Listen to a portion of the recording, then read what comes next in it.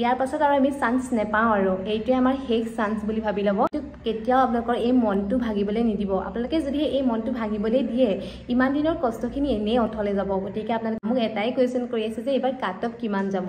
গ'লটো হৈছে ভালদৰে এটা মাৰ্কছ পোৱাটো, আৰু এই কাট অফৰ পিছত যদি আপোনালোকে লাগি থাকে তেন্তে আপোনালোকৰ মনবিলাক বিশৃংখল হৈ যাব। হ'ব হ'ল এই এবছৰে আপোনালোকে যি কৰিলে সেইখিনি আপোনালোকে বাদ দিয়ক। মানে আপোনাৰ সপোন লগতে আপোনালোকৰ মা দেউতাৰ সপোন আৰু সদায় থাকিম। আৰু আপোনালোকে যদিহে কিবা বিচাৰে তেন্তে মোক এটা সুবিধা হয়, প্লিজ অলপ শ্বেয়াৰ কৰি দিব। ধন্যবাদ।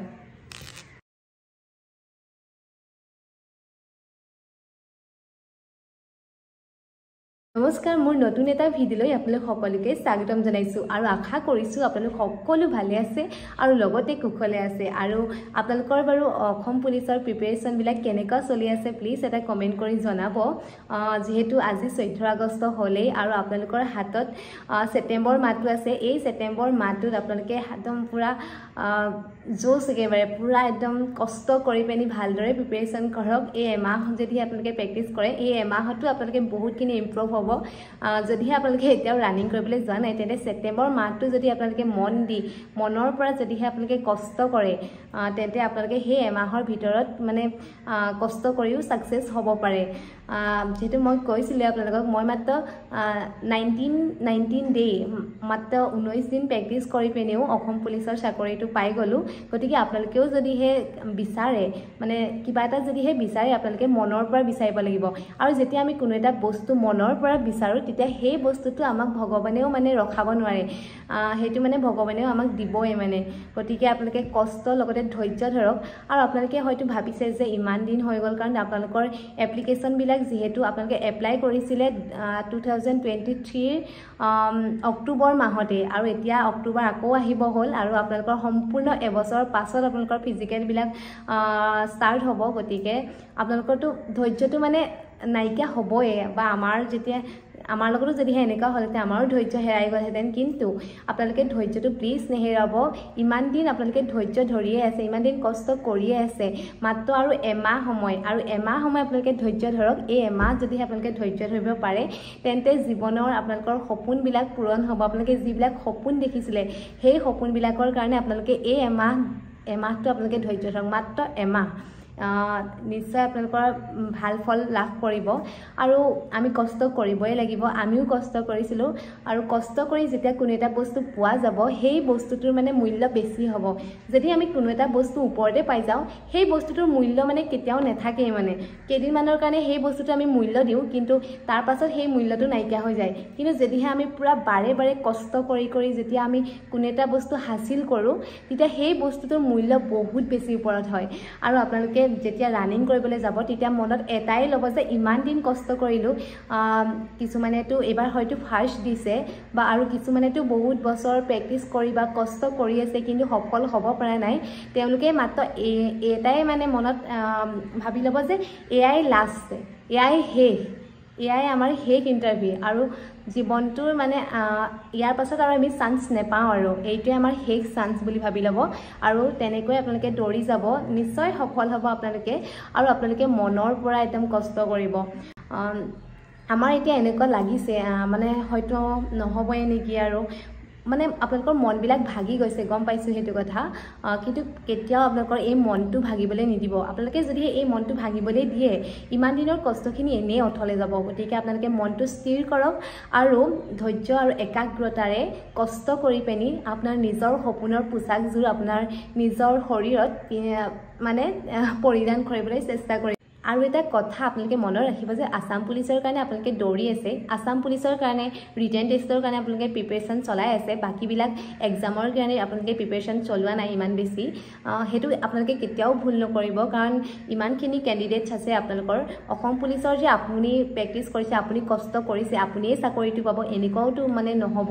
সেইটো কাৰণে আপোনালোকে যিবিলাক মানে পষ্টৰ কাৰণে আপোনালোকে এপ্লাই কৰি থৈছে প্ৰত্যেকটো পোষ্টৰ কাৰণে আপোনালোকে ইমান বেছি ভালদৰে মানে প্ৰিপাৰেশ্যন চলাওক যে যদিহে আপোনালোকে পুলিচত নাপায় তেন্তে আপোনালোকে 3rd গ্ৰেডত পাব লাগিব বা 4th গ্ৰেডত আপোনালোকে ভালদৰে প্ৰিপাৰেশ্যন মানে চলাই পিনি দিব লাগিব আৰু আপোনালোকে যিয়ে এক্সাম মানে দিবলৈ নাযাও কিয় সেই প্ৰত্যেকটো এক্সামেই আপোনালোকে মানে আগতে যেনেকৈ আমি বা নপঢ়াকেই গুচি যাওঁ সেইটো মানে নকৰিব মানে ইনেই দি থোৱা আহোঁগে সেইটো আপোনালোকে নকৰিব আপোনালোকে যদিহে আপোনালোকে সেই মানে কোনো এটা পোষ্টৰ কাৰণে এপ্লাই কৰি থৈছে সেইটো ভালদৰে আপোনালোকে প্ৰেক্টিছ কৰি মেলিহে ভালদৰে মানে প্ৰিপাৰেশ্যন চলাই মেলিহে সেই এক্সামত বহিবলৈ যাওঁ কাৰণ তেতিয়াহে আপোনালোকৰ কিবা এটা কামত দিব সকলে মোৰ ভিডিঅ' চাই তাৰে 90%ই হয়তো অসম পুলিচৰ কাৰণে প্ৰিপাৰেশ্যন চলাই আছে আৰু প্ৰত্যেকেই মোক এটাই কুৱেশ্যন কৰি আছে যে এইবাৰ কাট অফ কিমান যাব আপোনালোকক মই এটাই কথা ক'ম যে আপোনালোকে যদিহে প্ৰিপাৰেশ্যন কৰিছে আপোনালোকে মেইন ফ'কাছটো আপোনালোকৰ গ'লটো হৈছে ভালদৰে এটা মাৰ্কছ পোৱাটো আৰু